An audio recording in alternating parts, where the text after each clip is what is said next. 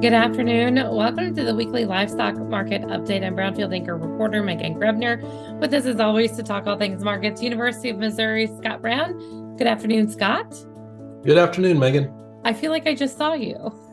It was just a few days ago, wasn't it? It was just a few days ago, but with the holiday shortened week, we know that business will be pretty light on Friday if, in fact, there is much business happening at all. We're going to talk a little. It's a busy Wednesday. We're talking on Wednesday for USDA reports, livestock slaughter, cold storage numbers are out. We're going to get to those, but to kick things off, let's recap what happened so far this week in the markets. Yeah, Megan. So we don't have a lot of information, and we're talking about what's happened Monday through Wednesday for this week. Cash-fed cattle, $1.40, but we've had pretty light volume thus far this week. Those feeder cattle markets, a lot of them were closed this week. Oklahoma City was open on Monday, gave us a near steady relative to last week's down market. So not a lot of gains this week in that particular auction. On the future side, December live cattle futures down $1.20 through Wednesday this week, and the January feeder cattle contract down $1.40 through Wednesday this week. Choice box beef gained thus far this week, up about 50 cents, really led by what was stronger ribs and briskets this week. On the hog side, cash barrels and gilts virtually unchanged, down 20 cents. On the Monday through Wednesday. The December lean hog futures contract, another tumble so far this week, down 275 through Wednesday. Some of those contracts are hitting their lows thus far. Pork cutout value was also down this week, down 90 cents. Hams and bellies lower really led the way in terms of that lower pork cutout value. When we take a look at what's happening, how much of it is seasonality? How much is concerns about demand? And then also taking a look at just the fact that we're in this holiday season. So we're going to be a whole lot of starting and stopping when it comes to full work weeks and full trading weeks as well. Yeah, so I think you name it all. I mean, I think there is concern on the demand side that continues to unfold. Seasonally, we tend to talk about heavier runs of hogs right now, and I think we're certainly seeing that on the slaughter side. And just the outlook not all that positive as well when you think about inventory numbers out of the last report, really not suggesting big cutbacks at this point. So I think all of those things are weighing on it. When we get to cold storage, though, we'll say tighter cold storage stocks kind of flies in the face of everything that I've said thus far. So it is a mixed bag. I sometimes think it's good for us to emphasize this is consumer income perhaps driven more than anything else, and so larger credit card debt, higher interest payments on credit cards, all those things I think factor into maybe less money available for things like pork, and I think that's showing up. I want to ask you too, and maybe this is a question better suited afterwards, but I'll ask it now and you can tell me if you want to answer it later. We're seeing hog weights go up again in terms of slaughter numbers. When I look at those comparatively, this week we are more than 3.5 pounds with higher receipts than we were a year ago. How much is that figuring into the pressure that's happening into what's going on with cash hog prices?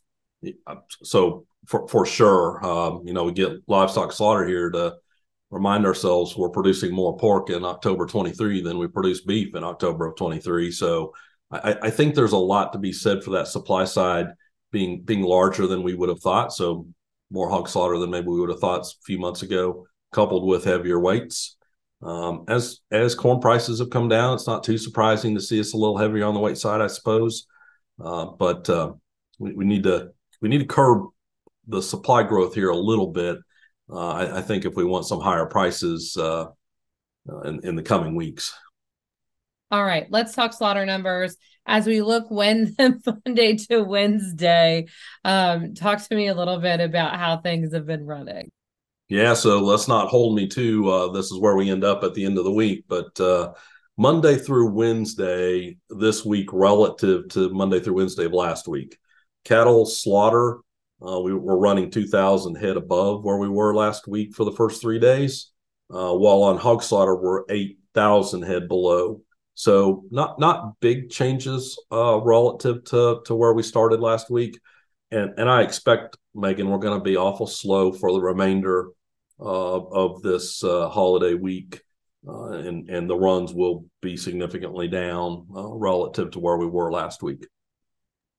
Livestock slaughter out today. As we take a look at beef production, obviously we're going to talk a little beef cow slaughter, but let's talk about the other things out of that report first. Excuse me. Yes. So beef production, 2.3 billion pounds for October of 2023. That's down 2.6% relative to October 2022. When you look at year to date, so 22.5 billion pounds of beef production, that compares to 23.6 billion pounds year to date 2022. So we're down 1.1 roughly billion pounds.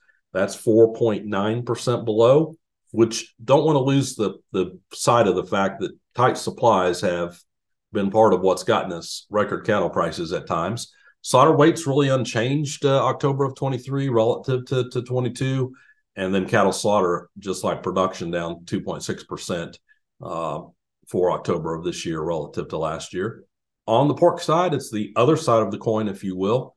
Pork production, 2.4 billion pounds for October of 2023. That's 3.4% above October of 2022, while total year-to-date pork production at 22.6 billion pounds is 0.7% above where we were year-to-date in 2022 at 22.4 billion pounds. Now let's break down and talk a little bit about this beef cow slaughter number for October and what that might indicate moving forward. Yeah, so I'm gonna say a mixed bag. So we're gonna start by saying year-to-date beef cow slaughter is down 12% relative to the same period in 2022. Usually when we talk about that kind of decline, you might be talking about holding beef cows back.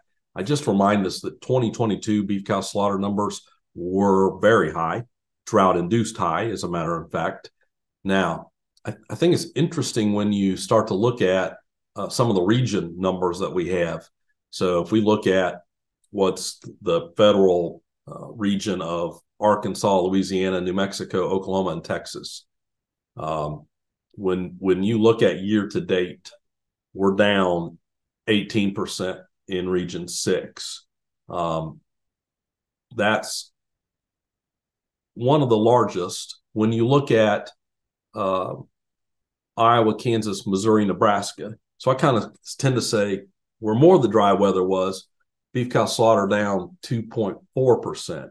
So maybe you can start to glean a little bit out of, where could there be some growth? Because I'm not convinced we don't get to beef cow inventory on January 1 of 2024 and find a few states up. Region 5, Illinois, Indiana, Michigan, Minnesota, Ohio, Wisconsin, down 11.7%. Maybe that's another region where you might find a state or two that's up. Better weather, that better rain conditions in other parts. So, but it certainly shows the dry areas still are the ones where I think we're getting rid of cows.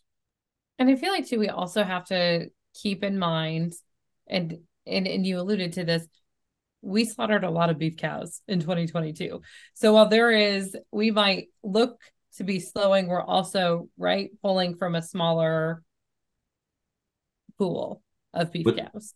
So absolutely. And I often, instead of just looking at beef cow slaughter, when you look at slaughter relative to beginning cow inventory, even though we're down in 2023, that percentage of the beginning inventory we're slaughtering is still high enough for me to say we're not holding cows in the herd longer at this point. All right. Let's talk cold storage as we take a look at those October 2023 numbers. There's some tighter supplies. Yeah. All right. So here's the happy Thanksgiving news, perhaps, Megan, of what we got for today. When you look at beef, 444 million pounds of beef in freezers at the end of October. That's down 13% relative to last year. So we're not growing supplies. All right, so beef, that's probably not too surprising a result, just given how tight we are in terms of production and slaughter.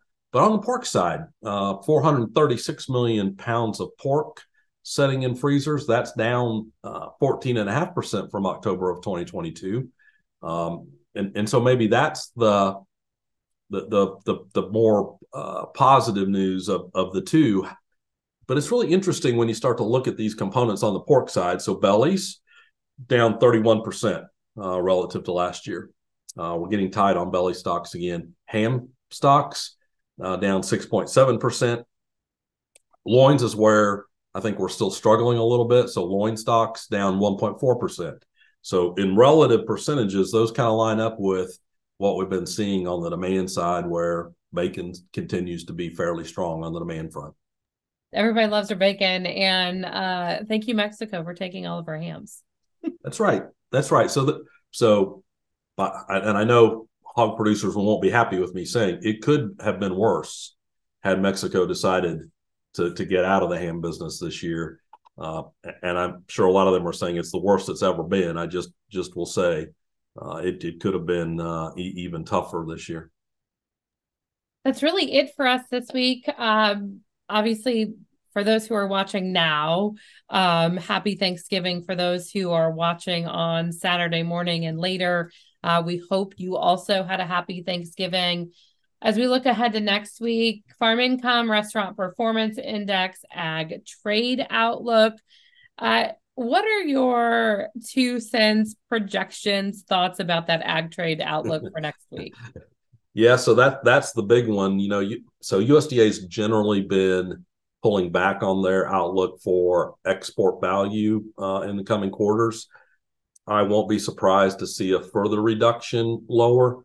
Perhaps the beef side will be where we get some of the larger changes in the meat side of the equation, just given how high beef prices are today. But going to be telling to see what USDA tells us their expectations for the next few quarters of ag trade. Not always great to see you. Hey, have a happy Thanksgiving, Megan. You too. Gobble, gobble. All right. So for weekly livestock market update delivered to your email box every Saturday morning, go to brownfieldagnews.com. You can also submit questions and comments. And to find out what's happening and going on in the commodity markets, make sure to check out the weekly commodity market update with Ben Brown and Will Robinson. Have a great weekend. I'm Meghan Grebner for Brownfield.